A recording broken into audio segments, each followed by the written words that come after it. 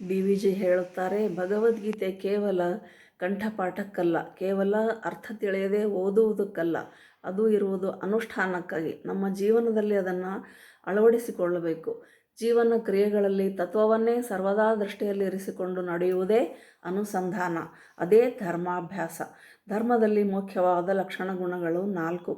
ಭಗವನ್ ಮಹಿಮಾ ಸ್ಮರಣೆ, ಸ್ವಾಹಂಕಾರ ವಿಸರ್ಜನೆ, ಮಮಕಾರ ಕೃಷೀಕರಣ, ಸ್ವಗುಣ ಶಕ್ತಿಗಳ ಪರಾರ್ಥ ವಿನಿಯೋಗ.